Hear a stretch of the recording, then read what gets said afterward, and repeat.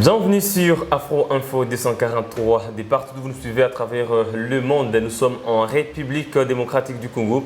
Les combats se sont poursuivis ce lundi à Tamugenga, dans le territoire de Rutshuru, entre les forces armées de la RDC et les terroristes du M23, soutenus par le Rwanda. Selon les forces armées de la RDC, c'est depuis jeudi dernier que les rebelles du M23 ont lancé des offensives contre les positions FARDC des Rwanguba, Rangira, Tchengerero. C'est en tout cas aux alentours de Ntamugenga que les combats se poursuivent. Pourtant, dimanche dernier, les FARDC avaient déjà délogé les rebelles de cette position. Dans ce grand dossier, nous revenons sur cette reprise des combats entre les FARDC et le M23. Mesdames et messieurs, restez avec nous.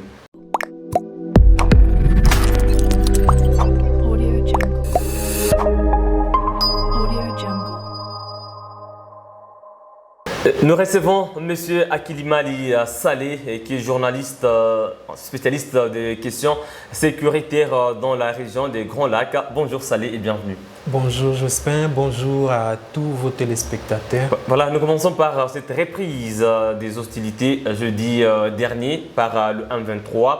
Pourtant, le gouvernement avait déjà annoncé des discussions avec le Rwanda, mais aussi le processus de Luanda et de Nairobi sur le plan diplomatique, même si il y avait plus d'avancées, mais quand même sur le terrain, il y avait déjà une accalmie observée. Mais selon les différentes productions médiatiques que vous avez faites, qu'est-ce qui est à la base de cette reprise des combats? Alors, cette reprise des combats, c'est une question vraiment très complexe parce qu'il y a plusieurs tendances. Il y a certains qui pensent que, il y a certaines sources en fait qui estiment que c'était plutôt les FARDC qui ont voulu récupérer quelques positions de la rébellion du M23, du groupe terroriste M23.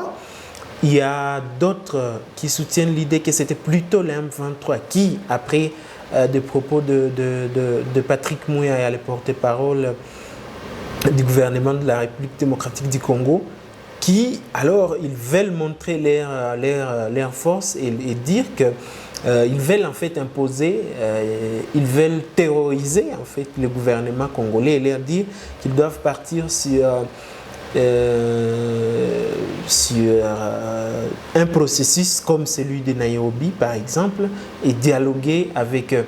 Mais c'est vraiment très complexe de cette situation et c'est vraiment très confus. C'est difficile en fait de pouvoir avoir d'amples renseignements sur ce genre de questions.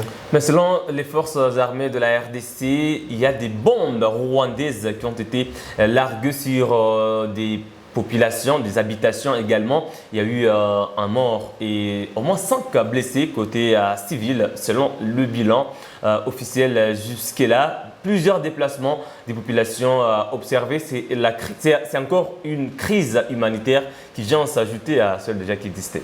En fait, des bombes rwandaises, je ne sais pas comment cela peut se passer, mais l'artillerie que plusieurs pays africains ont maintenant, c'est beaucoup plus des obus à courte portée. Donc, des obus qui ne peuvent pas majoritairement dépasser les 20 km. Et la partie contrôlée maintenant par les FARDC est autour de plus de 20 km de la frontière rwandaise.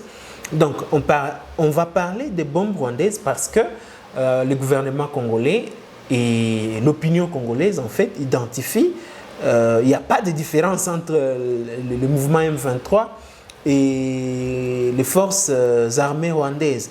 Donc du coup, c'est certes une artillerie installée, plutôt une artillerie installée au niveau du territoire congolais, mais téléguidée par l'intelligentsia rwandaise et qui est en train en fait de se passer, quoi. Voilà, Monsieur Akilimali Saleh, nous allons parler maintenant des démarches diplomatiques qui ont été entreprises pour que le M23 se retire, parce que c'était clair, d'après la démarche de Nairobi, d'après la démarche de Luanda, il a été demandé au M23 de se retirer pour que les discussions se poursuivent entre les différentes parties prenantes. Mais ce qui est surprenant, c'est que le M23 avait demandé un dialogue direct avec le gouvernement congolais. Le gouvernement congolais a dit qu'il n'était pas question, qu'il ne sera jamais question de dialoguer avec les rebelles, les terroristes, même du M23, parce que déjà il y avait des discussions avec le Rwanda. Comment est-ce que vous trouvez ces paradoxes-là? Rwanda, M23, mais le M23 veut s'identifier à un mouvement rebelle congolais. En fait, d'abord que c'est vrai, c'est impossible pour le gouvernement congolais de faire des dialogues avec un groupe terroriste. Pour qu'il y ait ces dialogues-là que le M23 est en train de demander, il faut d'abord que le M23 soit déclassifié comme un mouvement terroriste. Et ça, c'est un processus qui peut prendre beaucoup de temps d'abord. Et c'est un processus qui peut être à la limite impopulaire, vraiment impopulaire, au point que ça sera très difficile pour le gouvernement congolais d'expliquer au peuple congolais comment ils ont déclassé le M23 comme étant un mouvement terroriste. Après, là, c'est là qu'il peut y avoir les dialogues. L'autre élément qui se trouve autour de ces dialogues, c'est aussi la contrepartie. Parce que pour le gouvernement congolais, avant en fait, c'était qu'il devrait se retirer de Bunagana avant qu'il ne soit proclamé mouvement terroriste. Il devrait se retirer de Bunagana pour que les dialogues puissent se faire et pour qu'ils puissent donner leur cahier des charges. Ensuite, c'est la grande question de cette cahier des charges parce que le cahier des charges que le M23 détient est plus ou moins complexe, dans le sens où il n'y a pas de cahier des charges assez fixe. Et d'autres éléments que le M23 déclare, c'est toujours la question des réfugiés rwandais, des réfugiés entre guillemets congolais, hein, je dis bien entre guillemets, congolais vivant au Rwanda et en Ouganda. Ils veulent les retours et les réinsertions comme si il n'y a pas d'autres réfugiés qui sont dans cette région et qui n'ont pas voulu créer des rébellions pour pouvoir se maintenir en place. Aussi, il y a l'aspect rwandais en fait, parce que une partie de l'opinion au Rwanda estime légitime le M23 parce qu'ils sont en train de combattre entre guillemets l'FDLR, ce qui n'est pas du tout vrai dans le sens où l'FDLR c'est un mouvement qui n'a plus de force de pouvoir inquiéter des régimes comme le Rwanda et l'Ouganda, parce que le gouvernement congolais ne veut pas citer nommément l'Ouganda, mais c'est certain que l'Ouganda est en train aussi de soutenir au même titre que le Rwanda les M23. Voilà, merci beaucoup Monsieur Akilimali. Nous allons entrer un peu dans le fond de cette pensée que vous venez de développer. Quand on parle aujourd'hui du M23 comme un mouvement soutenu par le Rwanda, mais ce mouvement se déclare congolais, le gouvernement ne veut plus dialoguer avec un mouvement terroriste. Pourtant, le gouvernement avait demandé au M23 de se retirer d'abord de toutes les localités occupées pour être éligible au processus de Nairobi. Il s'agit de consultations avec tous les groupes armés qui occupent l'Est de la RDC en vue de sa pacification, alors y compris le M23 avant. Mais aujourd'hui, le M23 identifié comme un mouvement terroriste tenu par le Rwanda. D'ailleurs, on parle de l'armée rwandaise en voyant le M23. Est-ce que vous pensez que les choses vont se résoudre avec cette dualité?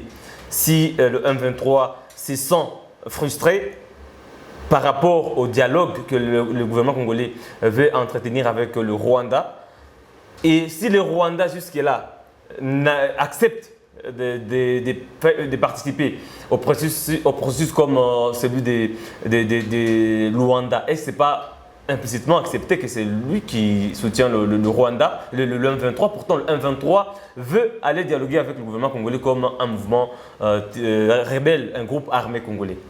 En fait, c'est quelque chose de très complexe parce que le président rwandais n'a jamais aussi affirmé.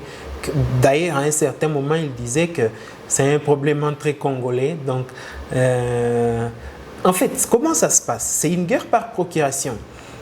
Le Rwanda et l'Ouganda, je dis bien, et l'Ouganda soutiennent les M23 et c'est eux qui dictent l'agenda à ces mouvements rebelles-là. Et du coup, c'est eux qui contrôlent la situation. Ce n'est plus le M23. Et quand le gouvernement congolais doit tenter d'aller vers le Rwanda va lui dire non, c'est un problème congolo-congolais, gérez ça entre vous. Mais après, ils disent non, faites ceci, faites cela. Donc, c'est vraiment une guerre par procuration. Et c'est avec une issue vraiment compliquée. La seule manière, en fait, d'en finir avec cette guerre, ce n'est que par la guerre. Parce que le M23 n'attendra pas de pouvoir gagner plus que ce qu'ils ont gagné en 2013 avec la déclaration de Nairobi. Donc, et le gouvernement congolais ne peut pas donner aussi beaucoup de gages, même si le gouvernement congolais aurait cette volonté, mais avec les élections de 2023 qui se profilent à l'horizon, le gouvernement congolais, étant des hommes politiques, ils savent très bien qu'ils doivent maintenir une bonne posture et maintenir une bonne image auprès de l'opinion nationale pour pouvoir espérer gagner le pouvoir d'ici 2023. Donc c'est vraiment un sujet extrêmement complexe qui va vraiment prendre beaucoup de temps et beaucoup d'énergie au gouvernement congolais, mais aussi au M23.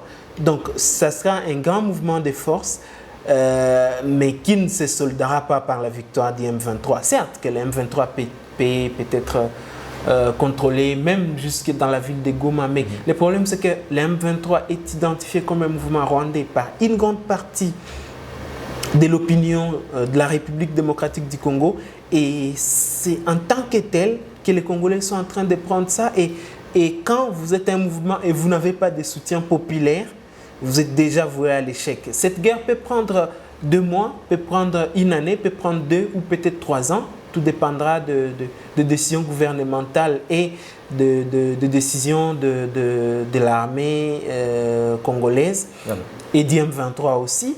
Mais c'est sûr que ça sera quelque chose de compliqué parce que le consensus n'est pas facile à trouver.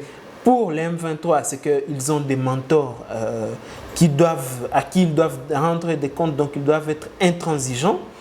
Pour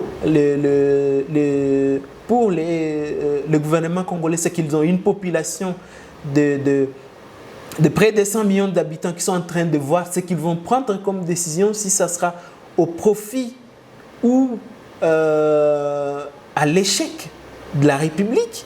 Et c'est mélanger tout ça, c'est vraiment quelque chose de très complexe. Je ne sais même pas comment l'issue va se terminer, mais certes que la guerre elle est encore longue. Déjà avec la prise de Tchenguereo, cela montre que des soutiens de ces mouvements terroristes sont encore grands au niveau du Rwanda et de l'Ouganda. Et cela veut dire que les soutiens des FARDC doivent aussi s'accroître. Et ça va accroître la violence. D'ailleurs, parlant du soutien de la RDC, ça sera le dernier point que nous allons aborder dans ce grand dossier. Quel est le rôle maintenant des organisations régionales pour mettre un terme à ces hostilités? Parce que là, directement, c'était l'EAC, on dirait la RDC, en tout cas, venait d'accepter d'être sous les ailes de certains pays en étant membre de l'EAC, parce qu'aujourd'hui, cette force régionale n'est toujours pas déployée dans les faits sur le terrain. C'est le contingent kényan qui devrait être dans le territoire de Rutshuru, mais jusque-là, il n'y en a pas sur le terrain. Est-ce que la RDC a une organisation régionale crédible qui peut l'aider sur le plan militaire pour mettre fin à cette guerre? Parce que, comme on l'avait dit, les options diplomatiques demandent beaucoup, des gages, des contreparties. Mais si on y allait par la guerre, quelles sont ces organisations régionales qui peuvent aider la RDC? Parce que jusque-là, la RDC n'a pas de soutien, on dirait. En fait, les organisations régionales peuvent mettre une pression sur le Rwanda. C'est une pression diplomatique. Parce qu'un soutien militaire, d'autres forces arrivées au Congo, ça serait encore créer d'autres problèmes parce que le Congo c'est un pays immensement riche et la plupart des gens qui entrent ne veulent souvent pas y sortir. C'est créer d'autres problèmes, mais je pense qu'il y a une organisation qui a beaucoup aidé dans le démantèlement du M23 en 2013 exactement, c'était la SADC. Mais le nouveau président n'a qu'à assumer les conséquences ou revoir son papier. Parce que l'ancien président comptait sur la SADC, sur des questions sécuritaires de l'Est du pays et notamment de confrontation entre la RDC et le Rwanda. Mais maintenant que l'actuel président de la République a presque tourné les dos à la SADC et a ouvert les bras en fait à l'EAC, c'est maintenant à lui parce que c'est maintenant à lui d'assumer toutes les conséquences et la République est en train de voir et la République et l'histoire en jugera parce que maintenant la République démocratique du Congo est au niveau de l'EAC, mais nous sommes les seuls pays au niveau de l'EAC qui, nos citoyens, payent des visas quand ils font entrer chez eux. Et aussi quand ils veulent venir ici, on doit payer des visas. Pourtant, dans l'EAC, il n'y a pas de question de visa. C'est juste signalé au niveau de l'entrée ou de la sortie d'un pays membre. Donc, c'est comme si le président de la République a pris une décision de nous mettre dans l'EAC. Et c'est comme si l'EAC n'est pas en train de produire les résultats escomptés, et par lui, et par la communauté congolaise, le peu de Congolais qui croyaient en cette communauté. Parce que moi, personnellement, j'étais plus ou moins un peu dubitatif par rapport à cette question de l'EAC, sachant que l'EAC est constitué des pays dont l'Ouganda, le Rwanda, le Burundi, ce sont des pays, le Rwanda et l'Ouganda sont des pays qui ont fait beaucoup de massacres dans ces pays, en République démocratique du Congo, et c'est là est vraiment récent. C'est dans les 20 dernières années que cela s'était passé. Ce n'est pas dans les 100 ans.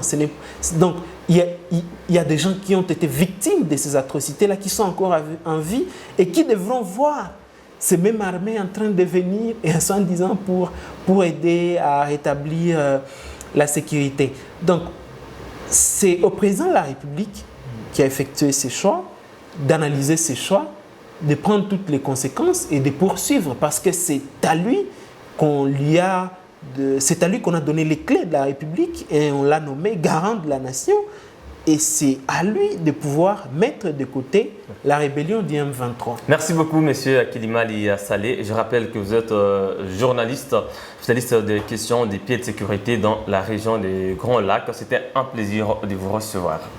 C'est un plaisir partagé. Merci à vos téléspectateurs.